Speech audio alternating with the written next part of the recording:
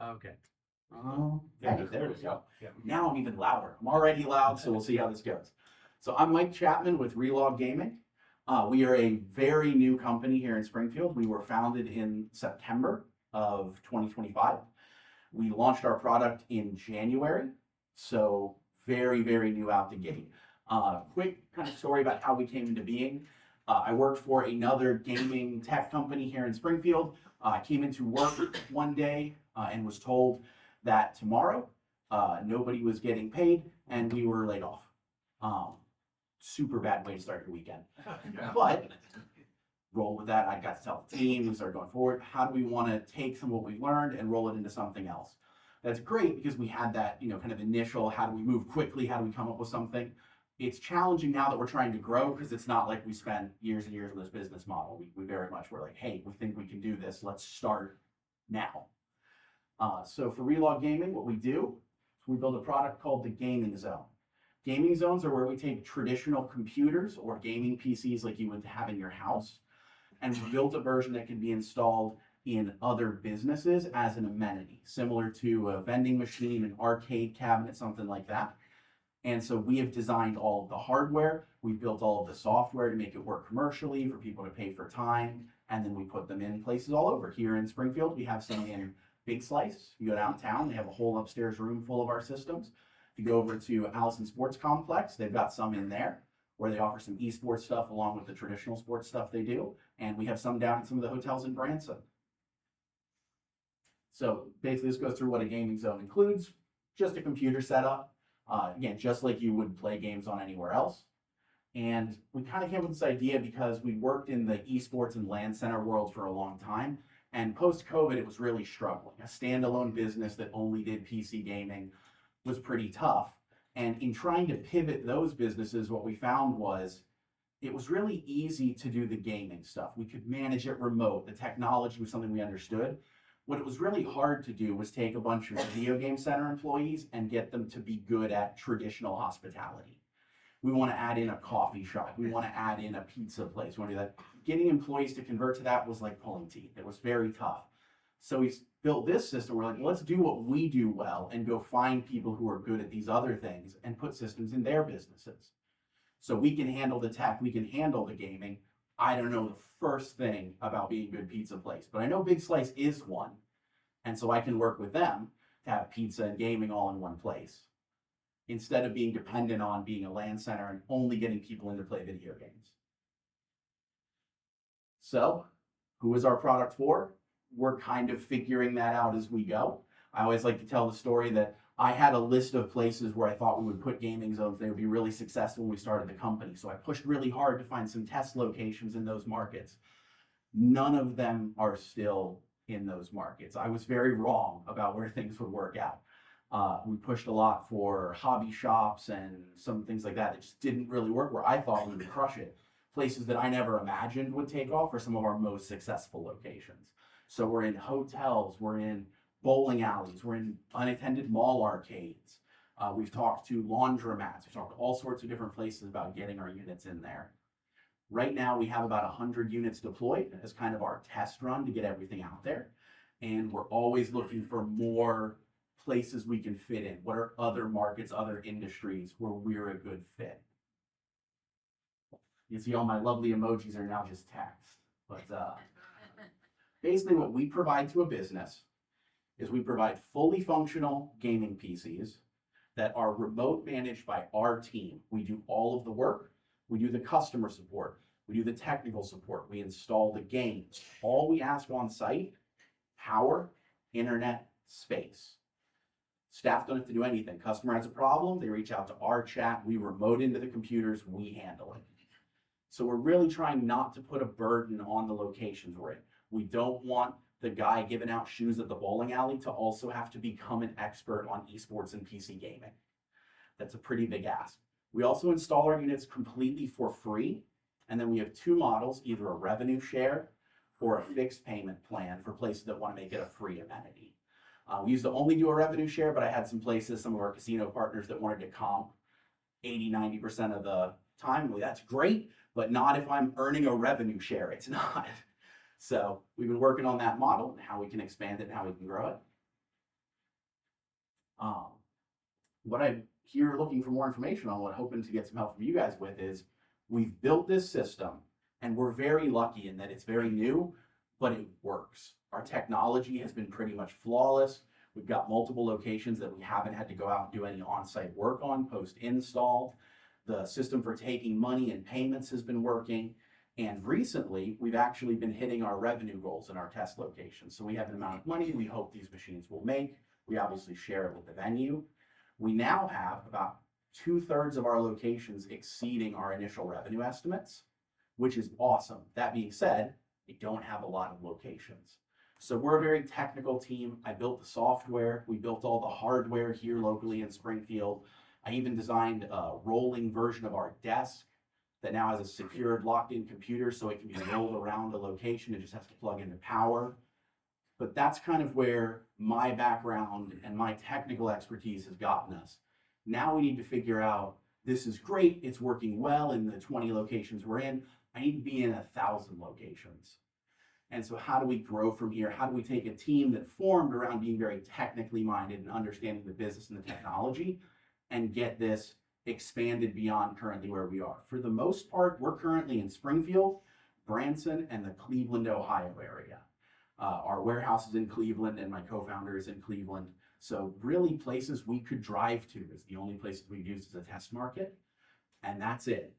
We're really happy with the results. We're happy with what we've seen. We need to be bigger and in a lot more places. And that's a place that's kind of stepped beyond what I know. We're doing our best to kind of build the bus as we drive it. Again, we weren't expecting to start our own company. It was kind of thrust upon us. So this is where we are. And I'm super excited to hear questions from you guys and maybe comments and thoughts on, ideas on how we can keep moving this, because that's really where we are right now. That's all I've got. That was so interesting. I could have listened a little bit longer. I thought you were gonna go in really deep, but I see that you are still putting things together. What caught me the most and I'm gonna do questions, I'm just gonna start off is, do you have any like big corporate companies that you're working for that they might like using their logo as you're out to these other places that could be a good endorsement? Yeah, so right now, our biggest, as far as company size partners, would be some of our hotel chains.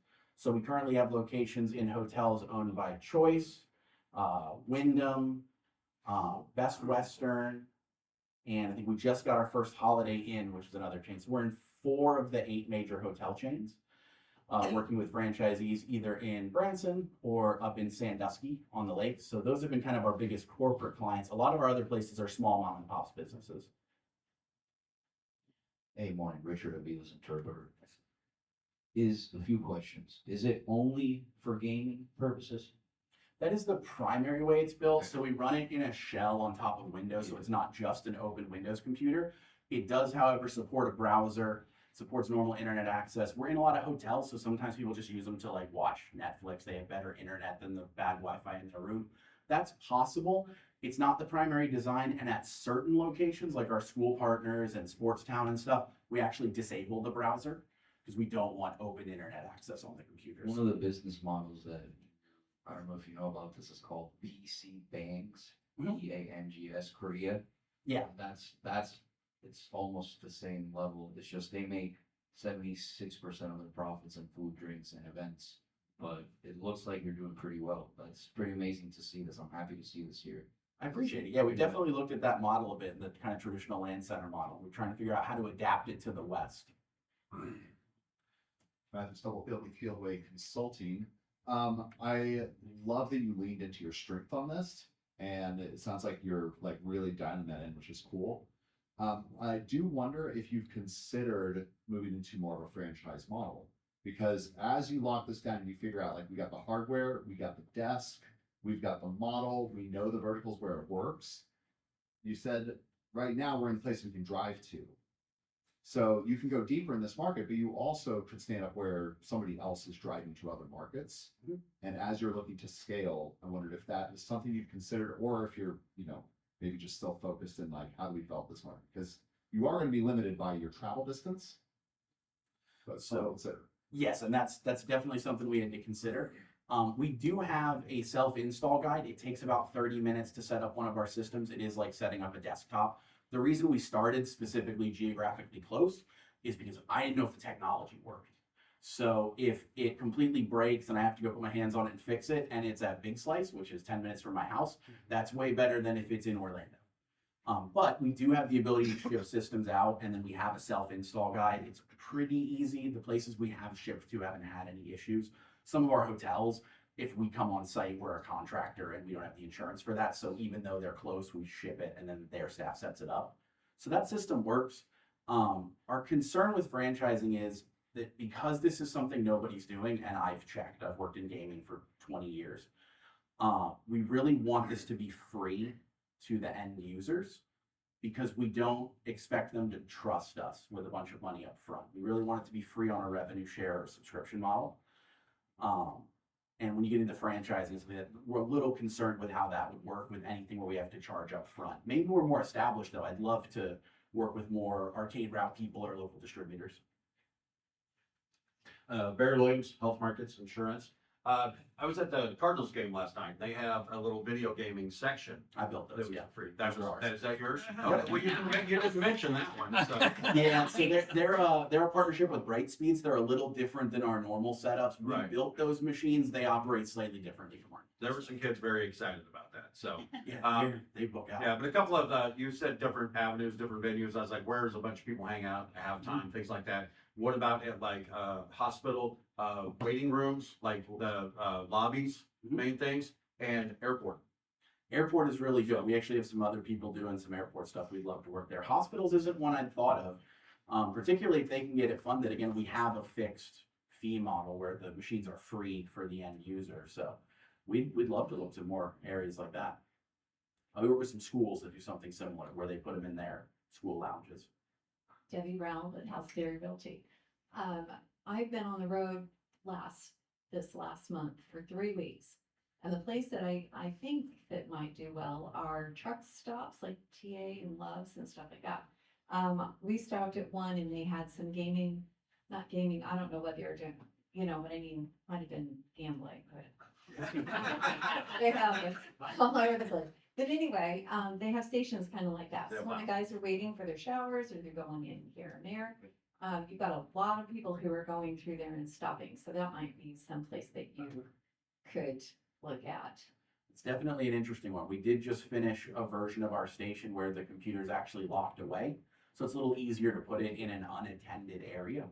So yeah, that could be really interesting. It's not a vertical we've tried yet. I'm Gary, a former magazine publisher. Couple of quick fire questions. Relog, I don't understand how that identifies your business. So relog is a gaming term for when you're logging back into a game. It's also what I came up with at 12:30 at night after being fired. What is the average time of an individual session on one of your stations? What's the average time? So this is really interesting because it's actually very different based on the location we're in. We sell time in 15-minute up to day pass amounts of time. A day pass is open to close of the location we're in. For most of our restaurants and bars and those partners, it's about an hour, sometimes 2 hours, occasionally a 3-hour pack. In our hotels, it's almost always 3 to 5 hour purchases. The way our system works is you actually create an account and then buy time on it. So if you buy time in larger bulk, you don't have to use it all in that session. You can leave and log back in. Some of our customers have figured that out. We have a bowling alley that is all regulars and they only buy 5-hour packs, which is our most expensive pack, and they use it until it's gone because that's the cheapest way to get time. I was piggyback on what others have said. Any place you find people waiting, a waiting room, a laundromat, I think you said you touched on that.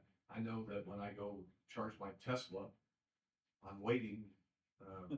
So I would just look at places where people have the time to spend on your game and make I think it could be a marketing point. If somebody's got to choose between this location and that location, the one that has the game that's going to entertain me while I'm waiting is my business. That's something we've been working on with our hotel partners is can we get into their booking.com listings and stuff like that? Because all things equal, if you want to travel up to Sandusky and go spend some time on the lake or go down to Branson and see everything down there, but you also really don't want to miss World of Warcraft raid night with your buddies, you can do both. But if a hotel said, one of our advantages is what? They would That say we have a gaming zone, we have PC gaming on site. So that's what we've been working with them in. We also just finished building a wholesale system where we can sell time via coupon code directly to venues. It allows them to take what we offer and build it into packages that they sell. So Big Slice does a pizza, beer, and gaming thing where they have prepaid codes they bought from us. You just pay them, and they hand you a code that unlocks the machine for 3 hours. Some of our hotels include it with certain bookings. We even have with the rolling cart, a hotel that does basically room service. They'll roll the PC up to your room, and then it's in your room while you're staying there, and then they just take it back when you leave.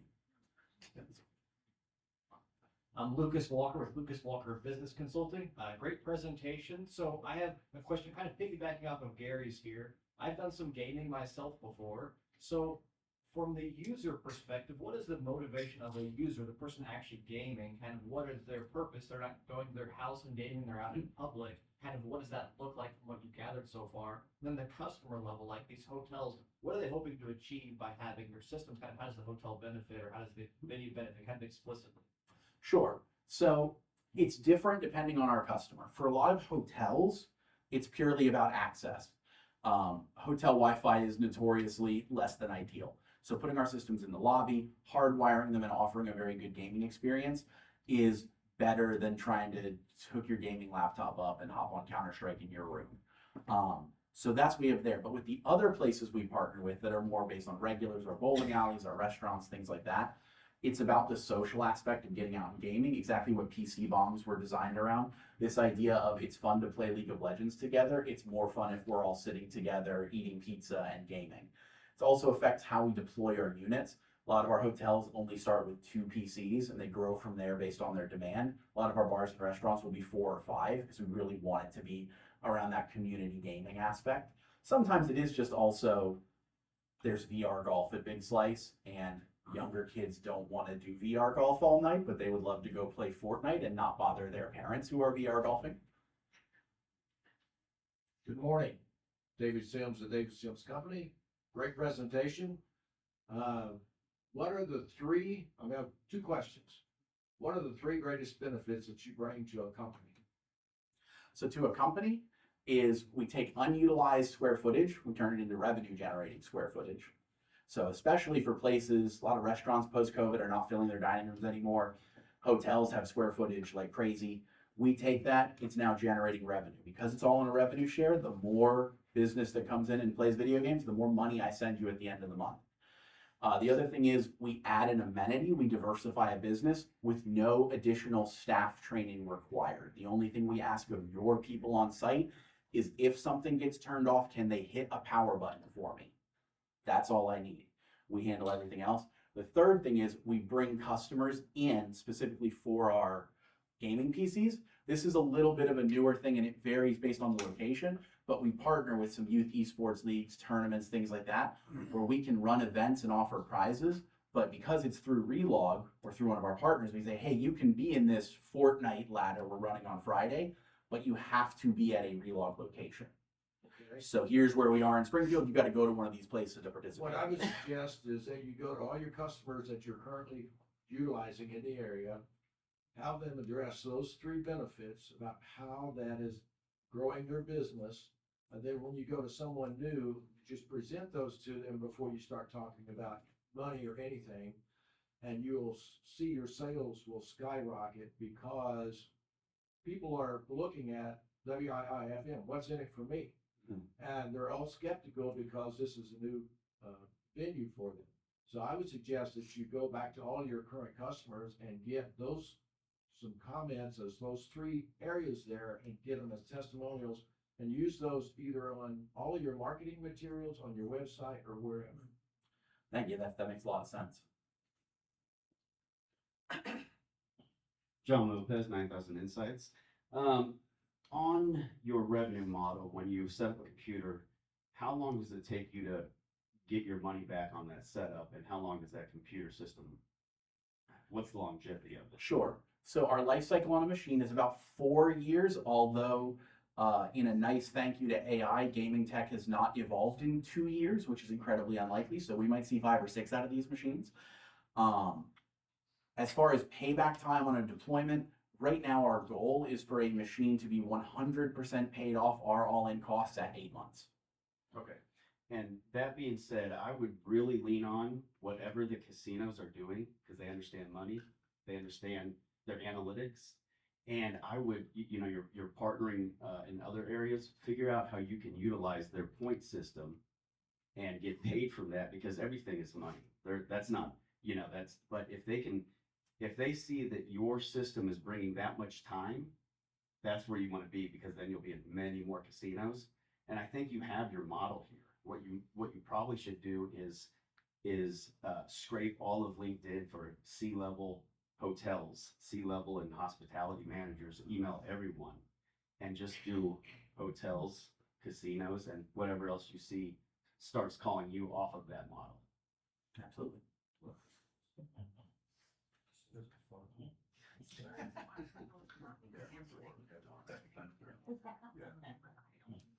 Hey, it's me again. First of all, a few questions? I'll make it quick. What's your poison of choice? Is it PUBG? Is it WoW? Is it LOL? So, showing both my age and level of degeneracy, I'm a big League of Legends player. I worked on League of Legends Season 1, 2, and 3 on the professional scene and started a large pro team. It's now called Team Liquid. I ran it when it was first starting, called Team Curse.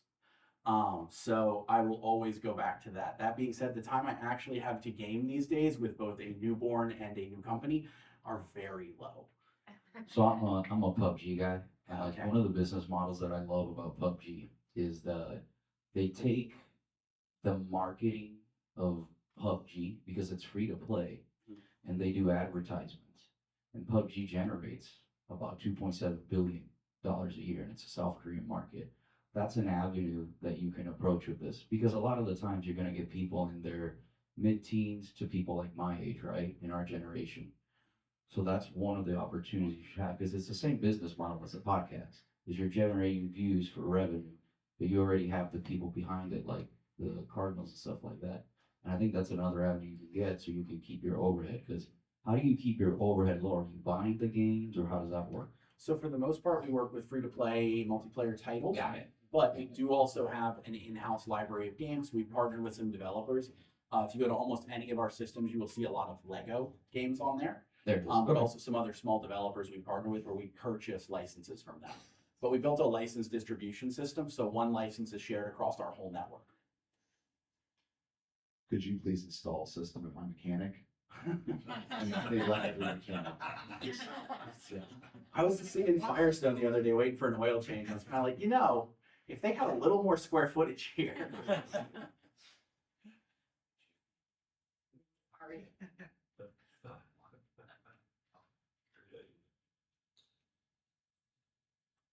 Nicholas Earhart, just high school senior.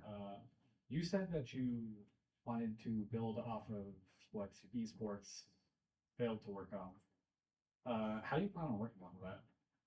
So for us, it's just about providing access and everything. We're not looking to get into professional esports, that level of stuff. It's I've been in that world. It is both incredibly stressful. I had hair when I worked in esports. So that level is probably not something we'll approach. What we do have, and this is something I didn't get into here because it's very in the weeds. As we scale and grow, we're developing a system we call a distributed LAN network. The idea is right now it's very expensive to run LAN tournaments. Those are when you play in person, sitting together in North America. Our travel costs are way too high. So unlike Europe and Southeast Asia, which continually destroy us in esports, it's very expensive to run a LAN here. To fly 5 players to California is more than most teams have in 6 months of their budget. So with a distributed LAN, we long term, as we get units out, want to be able to partner and say, hey, we're going to run a Call of Duty LAN. And to participate in it, you have to go to one of these 50 places. And there's one within reasonable travel distance of you. Because that's, in my opinion, that's what's holding North American esports back. Our costs are way too high. I used to go to Contender Esports down on Sunshine all the time with some of my friends, and when they closed down, we were upset a lot. Do you ever plan on making something similar to that? Yeah, so I was the chief technology officer at Contender Esports and was also very upset when it closed down. And the company closed down. At 12:30 at night, I had to come up with a new business idea because I had a newborn and a mortgage. So yes, we're probably never going to open standalone places of our own. I worked at Contender for 7 years. Pre-COVID, that model was printing money. Post-COVID, that model was breaking even. And diversifying, like I said at the beginning, it's really hard to go into a LAN center with a bunch of gamer employees and be like, hey, you guys now also need to be a Starbucks. They're not going to want to do it. The owners aren't going to want to do it. It's much easier to go into a Starbucks and say, hey, we can put in some full service gaming machines that you never have to touch. And people will come in here and play video games and buy your coffee. Thank you. We have one more question. Hi, Dr. Gomez with Health Hub Clinic. I just have a question for you. I'm not a gamer myself, but I have lots of kids and my kids are all gamers. And one of the things that we always struggled with was birthday parties. And you mentioned that you built a mobile device on a cart that you come in and you basically just plug it in. And talking about this other person that over here mentioned franchise model. Have you thought about just making it a mobile business in a franchise market where you can bring it for birthday parties and you basically bring your setup for 2 to 3 hours and you charge them? Because a lot of parents are looking for something new for their kids for a birthday party, and something like that I think would be really interesting for kids. Yeah, there's a company called Game Truck that does that. It's super cool. They do not have one in Springfield. It's an interesting model. It is a lot more overhead heavy. It's not something we necessarily wouldn't get into, or if somebody wanted to do it and use our technology and backend and support, it's something we would consider supporting. Probably not an avenue we would go down just because it's very people heavy. However, we do design and put birthday party packages out at our partner locations. So for example, if you wanted to do a gaming themed birthday party, you might be able to call Big Slice and they will tell you their birthday party packages that include 10 gaming PCs for 3 hours and pizza and all the other fun stuff you can do at Big Slice. So we do that with a lot of our partner locations. We've thought about having mobile setups. When I was a Contender, we traveled around to a lot of events and did stuff. It's just very people and logistics heavy, and it really made our costs what I considered unacceptable. Having to charge $700-800 to go out to something is a lot. Great input. Great input. Right up against the clock here. One more question for you. Great presentation, by the way. And I'm not a gamer, but that was like way interesting to me and kind of how it works or whatever. Last question we always do here at One Man Cups is, what can we as a community do for you? So I am a very technology and gaming minded person. I have built a technology system I'm incredibly proud of that works. I have now reached the end of what I know how to do. How to get this into more places, how to get our markets expanded is something that is very much outside of my skill set. That is an area where I love the feedback I got here. Any help and any recommendations I am more than open to. I think this can be huge if we can get it into enough locations. However, making it technologically work was what I was good at. Now I have to do the parts that I'm not good at. Very good. Round of applause for Mike.